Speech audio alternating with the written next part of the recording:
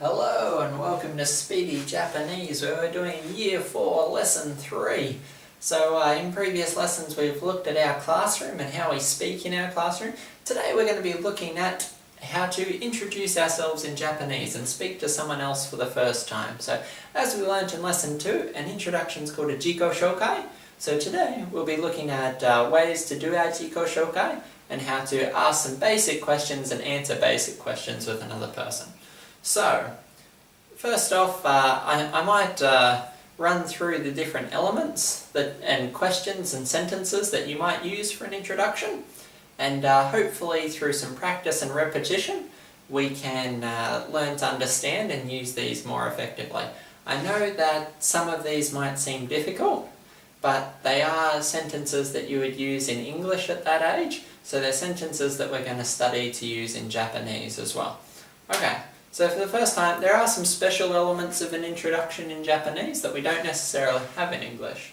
So for example, in Japanese, when you meet someone for the first time, you say the word hajimemashite. It's like, it's nice to meet you, or like that sort of, it connotes that sort of feeling. So when you meet someone for the first time, you might shake their hand or bow and say hajimemashite, and then you'll lead into your introduction. So after you've said hajimemashite, you would say, for example, if I want to say my name is Sam, I'd say watashi no namae wa Sam desu, or boku no namae wa Sam desu. So if your name was, let's say, Bob, let's say that your name's Bob, you would say watashi no namae wa Bob desu. So in that little blank, and you'll see on the website, we've got all of these sentences in Lesson 3, so you can practice them while you're physically reading them. We have them in English, hiragana and romaji, so you should be able to read those, and you can practice these sentences on each other. So, watashi no namae wa Bob desu. If I wanted to ask someone else what their name was, instead of using watashi, which is the word for me, I would use anata, which is the word for you. So if I was talking to you, I would say, anata no namae wa nan desu ka?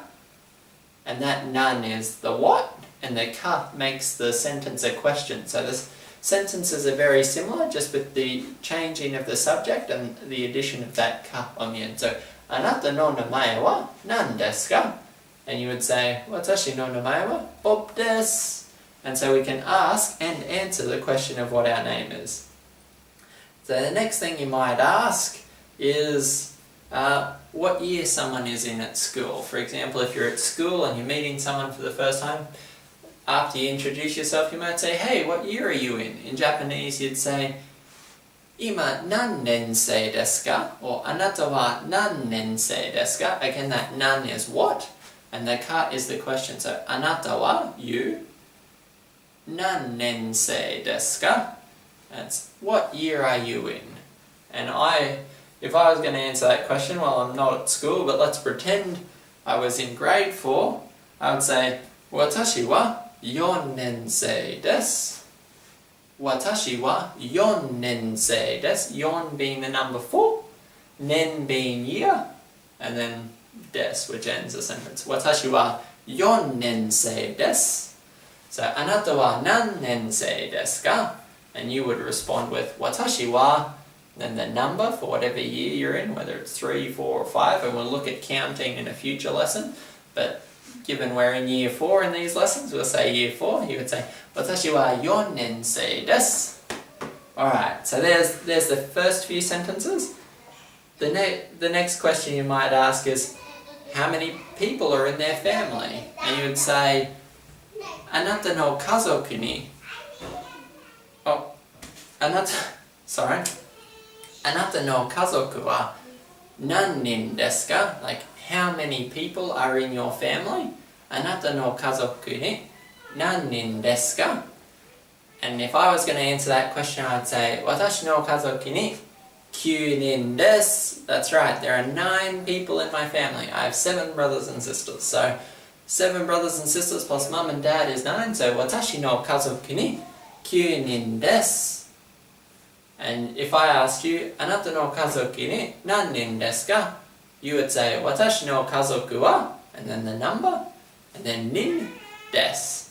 Alright, so that's the third question. The fourth question that we're going to look at, the fourth thing that we're going to do is ask them what their favourite food is, because you want to get to know people a little bit better. If you're in another country, particularly Japan, you're going to want to ask or tell people what your favourite food is, because you're going to want to eat a lot of it. So, you would say, what is your favourite food? So, anata no daisuki no tabemono wa nan desu ka?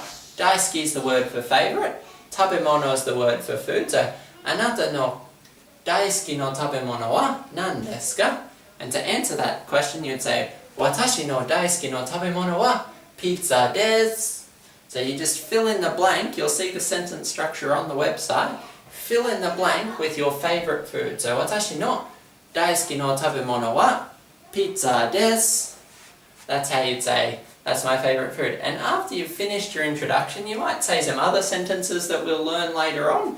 But once you say hello, you get someone's name, that sort of thing, and swap questions back and forth.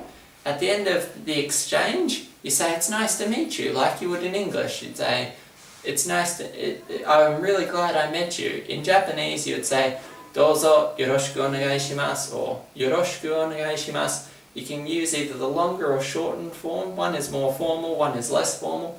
So if you're meeting, someone your age at school, you might say, yoroshiku onegai shimasu. If you're meeting a new professional colleague or that sort of person or a new boss at work, you would use dozo yoroshiku onegai shimasu. So those are a few basic questions that you might ask each other. The best way is, of course, to practice. So there's lots of things you could do. When I was practicing, I would just use a mirror. I'd stand in the mirror and ask questions and answer questions and practice both elements of the Jiko Shokai. That way I got really used to doing it and saying it with another, like as if I was speaking to another person. So once I started using it to talk to people in towns and on the street in different places, I was used to what I would be hearing, because I'd ask these questions and answered them a lot. So go ahead, practice them with yourself, your brothers, your sisters, your family, friends, whoever you practice Japanese with. Go ahead and practice them as best you can.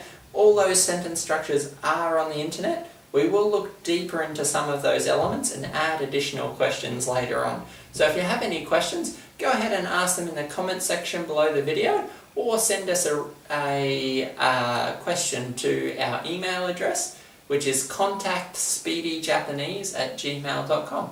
Happy to answer any questions that you might have, so go ahead and just send those in to us, or add them in the comment section below the video. We hope you enjoyed lesson 4.3, which is introducing yourself, or Jiko Shokai, and go ahead and let us know how you enjoyed it. Thanks guys, and we'll see you in lesson 4 next week.